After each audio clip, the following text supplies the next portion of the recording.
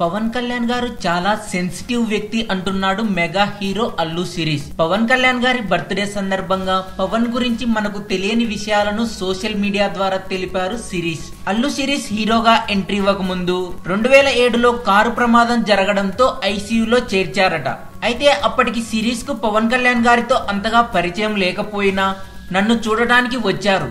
ఐసీయూలో ఉన్న నన్ను చూసి కన్నీళ్లు పెట్టుకున్నారు. ఇప్పటికీ ఆ సంఘటనను నేను మర్చిపోలేను. పవన్ కళ్యాణ్ గారు చాలా సెన్సిటివ్ వ్యక్తి అని తెలిపారు శిరీష్. ఇంకా పవన్ కళ్యాణ్ గారు అష్టాంగ యోగా చేస్తారని, బుక్స్ బాగా చదువుతారని, ఉసిరికాయ బాగా తింటారని చెప్పాడు అల్లు శిరీష్. పవన్ కళ్యాణ్ గారి బర్త్డే సందర్భంగా కాటమరాయుడు ఫస్ట్ లుక్ రిలీజ్ అయిన సంగతి తెలిసిందే. ఇక పవన్ మాజీ భార్య రేణు దేశాయ్ గారి డైరెక్షన్ లో తెరకెక్కిన ఇష్క్ వాలా లవ్ తెలుగులో బుల్లితెరపై రానుంది. ఇందులో అకిరా గెస్ట్ రోల్ లో కనిపించనున్నాడట. ఈ వీడియో మీకు నచ్చినట్లయితే లైక్ చేయండి, షేర్ చేయండి. ఈ వీడియో మీద మీ కామెంట్ కూడా పోస్ట్ చేయవచ్చు. మరింత టాలీవుడ్ సమాచారం కోసం సబ్స్క్రైబ్ చేయండి టాలీవుడ్ సెంట్రల్. బ్రదర్ ఒక్క నిమిషం ఆగండి. అఘోరాలు ఈ పేరు వినగానే మీకు ఎక్కడో వెన్నులో వణుకు పుడుతుంది కదా? అవును, సాధారణ మానవులకు వర్ణించడానికి వీలు కాని ఒక పదం అఘోరా. ఈ అఘోరాలు అనే పదం వినగానే మనకు కొన్ని విషయాలు గుర్తుకొస్తాయి.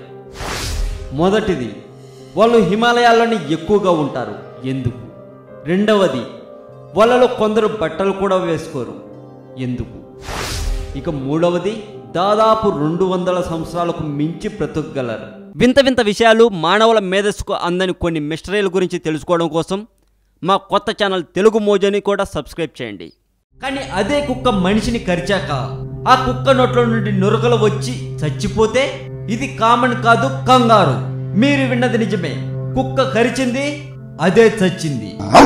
ఇక ఈ మధ్య వచ్చిన అంతం మూవీలో రష్మి ఉన్నది కొద్దిసేపే అయినా సినిమా ట్రైలర్ లో రష్మి రొమాన్స్ పెట్టి ఆ సినిమాకు కూడా డబ్బులు సాధించేలా చేసుకున్నారు డైరెక్టర్ గారు.